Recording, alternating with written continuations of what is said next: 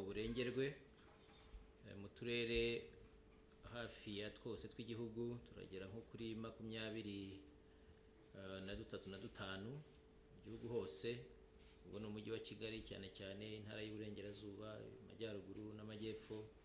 iburasirazuba niho bitageze cyane, ariko izo ntara zose n'umujyi wa Kigali mu bice bitandukanye ku kigero gitandukanye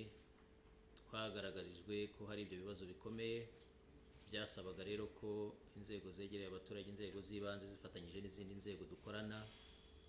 mbere y'ibindi byose habanza gufatwa ingamba z'uko tugiye kurengera ubuzima bw'abaturage. Muri urwo rwego rero mu bice bitandukanye by'igihugu cyacu mwabonye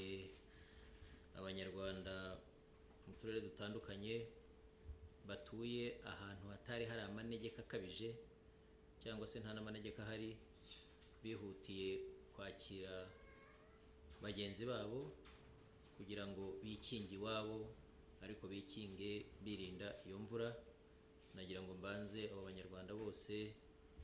hirya no hino, burengerazuba, amajyaruguru, amajyepfo ndetse no mu mujyi wa Kigali, aho byabaye ugasanga kubera ko babona umuntu runaka, umunyarwanda mugenzi wabo ashobora kujya mu mage, bakamubwira bati ngwino wibe wikinze iwanjye, iyi minsi y'imvura ikabije cyangwa se ishobora kuzana ibiza ibanze ihite. Twagira ngo abo tubashimire. Ikindi cya kabiri, nk'inzego za leta hakurikiyeho gushaka ahantu hashoboka iyo miryango bene iyo ivuye mu manegeka yakwikinga, atari ukuvuga ngo ni ukuzahaguma, ariko kuhikinga kugira ngo bakize ubuzima. Nuko hirya no hino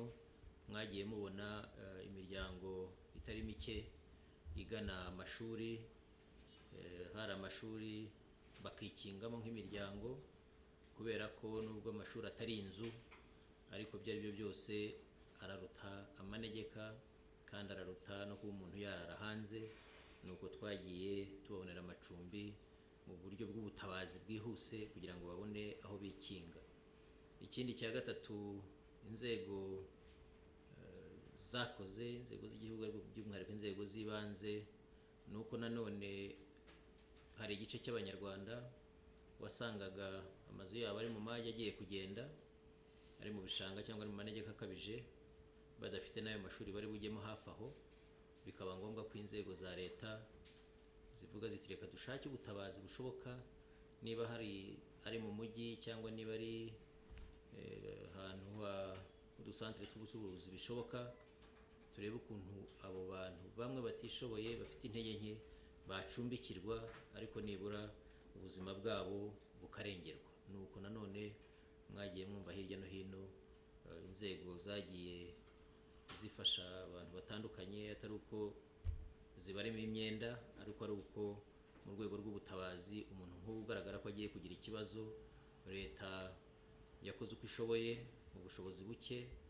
ibona amafaranga make yo kugira ngo abo bantu aho bishoboka bagacumbikirwa, bakishyurwa bagacumbikirwa, ariko ahandi naho bagahabwa amafaranga kugira ngo bashake icumbi aho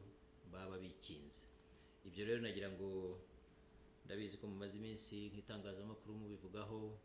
ari iryandika, ari amaradiyo n'ibindi, ariko nagira ngo mbanze cya mbere mbabwire ko ibyo twabikoze ku nyungu z'abanyarwanda, ku nyungu z'ubuzima bwabo, nibwo twashyize imbere. Cyashyizwe imbere ni inyungu z'abanyarwanda, ntabwo twashyize imbere kuvuga ngo ariko se ubundi ikintu kigenewe ishuri hariya gihinduka aho abantu bashobora gushyira amatara bakaryama, nubwo tuzi ko amashuri atabereyeho kugira ngo bayaryamemo, ariko kubera inyungu z'ubuzima bw'abanyarwanda twaremeye turabikora, kandi tubikora tuzi ko tubikoze ku gihe kidahoraho, mu gihe runaka, kugira ngo twitegure noneho dushake ingamba zaduha igisubizo kirambye. Ikindi nagira ngo mvuge nanone nuko nabyo murabizi hirya no hino mu gihugu ishyira mu bikorwa z'iyo gahunda, uko bikozwe i Kigali cyangwa uko bikorwa mu ntara hari igihe bitandukana, uko bikoze hamwe ntibiba ariko bikorwa ahandi, bitewe n'impamvu zitandukanye n'imiterere y'aho hantu n'abantu bahari n'iki. Ariko uko iminsi yagiye igenda, imbaraga nyinshi twashyizemo tugitangira zagiye ngira ngo byamaze nk'iminsi 3 ko mubizi, ariko uko twabikoraga umunsi wa kabiri byarutaga uko twabikoze ku munsi wa mbere. Ariko nagira ngo shimangire ihame ry'uko twabikoze ku nyungu z'abaturage, ku nyungu z'abanyarwanda. Ngira ngo nta nubwo twahaye umwanya cyane kubegera mwebwe. Cyokora hirya no hino mu gihugu nzi ko abanyarwanda baganirijwe, inzego zitandukanye zabegereye, ndetse nzi ko hari naho ari no muri uyu mujyi ari n'ahandi, ndetse hari nk'uwareba bakavuga ati reka ibintu byanjye mbivanemo kubera ko iyi nzu igiye gutembagara. Yewe niba hari n'urugi yabona atazahagaruka akavuga ati reka n'urugi rwanjye ndutware cyangwa idirishya, kubera ko biragaragara ko aya manegeka ntazayagaragaramo. Ibyo rero byagaragaje muri rusange ko n'abanyarwanda ikibazo cy'amanegeka n'ikibazo cy'umwuzure n'ikibazo gituruka ku kuba abantu batuye mu bishanga baragenda bacyumva kurushaho, nubwo akenshi bikunda kuruhanya kubyumva kubera amateka cyangwa se uko umuntu aba yarabayeho, ariko cyane cyane no kubera ngira ngo hari n'ubushobozi buke buba buhari, noneho umuntu akavuga ati se ko ari aha nigondaga wenda ntacyo hari hatwaye. Ariko ngira ngo ibyo tumaze kunyuramo byagaragarazaga ko twari dukeneye byihuse bya vuba gufata ingamba zihamye, kuko cyari cyimirijwe imbere gikomeye ni ukugira ngo tutagira ubuzima bw'abanyarwanda dutakaza, ni ukugira ngo icyo ikirere cyatwerekaga cy'uko hirya no hino ibintu bikomeye, ndetse hari n'aho bagiye baturage mu bihugu duturanye batakaza abantu benshi, tukumva tudashaka kugeraho tuzajya kubahamagara tubara amazu yamaze kugwira abantu 10, 20, 50, 100, tukumva ahubwo inshingano yacu nyamukuru nk'abaturage nk'abayobozi barebera abaturage ari ukugira ngo dukore ibishoboka byose, byaba binoze 100%, byaba bifite niko byaba bituzuyemo neza, kubera ikiza cyaje nyine umuntu agifata nk'uko cyaje, ariko duharanire gukiza ubuzima bw'abanyarwanda. Akaba ariyo mpamvu twakoze iyi gahunda mumaze iminsi mukurikira, kandi muri rusange nagira ngo nshimire n'abanyarwanda cyane cyane benshi barebwaga n'iki gikorwa, kuko bagize uruhare rwiza mu turere dutandukanye. Abanyarwanda baregerwaga, basobanurirwa, bakabyakira, nabo bakumva ko ubuzima butagira ikiguzi, aho kugira ngo umuntu apfe inzu yagenda ariko we yayivuyemo. Nagira ngo nshimire rwose abanyarwanda uburyo batugaragarije ko bumva iki kibazo, n'uburyo twajyanyemo tugafatanya, ndetse n'abandi batarebwaga n'iki kibazo cyane ariko bakagira umwete wo gushaka kuba magirirane no gufasha abandi banyarwanda no kuba babakiriye mu miryango.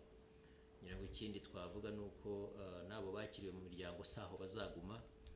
ntabwo ari izo nzu zabo, ntabwo ari cyo cyerekezo ari uko bagumaho. Iki ni igikorwa cy'ubutabazi ariko gishyira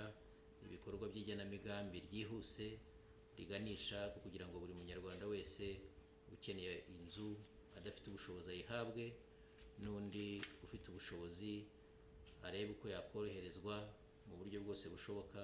ashobore kwiyubakira, kandi afatanyije n'abandi banyarwanda nk'uko dusanzwe tubigenza, haba kunyura mu miganda, haba se no mu bundi buryo. Ni ukuvuga rero ko gahunda irakomeje, n'ayo mashuri aba yarimo ntibazayagumamo, hagomba kubaho nanone gahunda igamije ko aba bose bagira aho berekeza mu gihe cya vuba, bigakorwa vuba kugira ngo ubuzima bwabo buve mu mage ariko bujye no mu cyerekezo kibaha icyizere, kibaho no kuba neza kurushaho. Muri make rero banyakubahwa, naho nagira ngo mbe mpiniye, ariko nsabe bagenzi banjye Minisitiri w'Ubutabazi Kamayirese abanza duhe iyo shusho rusange y'ibiza mu karere ndetse no mu gihugu cyacu, hanyuma na Minisitiri w'Ibidukikije Mariya aze kutubwira iby'ikirere kitubwira n'ibishanga byacu n'ingamba dukwiye gufata. Nyuma Minisitiri Gatete nawe araza kutubwira ku by'ibikorwa remezo, ariko na umunyamabanga wa leta nawe araza kutwunganira ku bijyanye n'uko tubisanisha n'imibereho myiza y'abaturage, n'icyo tugiye gukora mu minsi iri imbere kugira ngo iyi gahunda inozwe, ku nyungu z'abanyarwanda kandi vuba. Murakoze.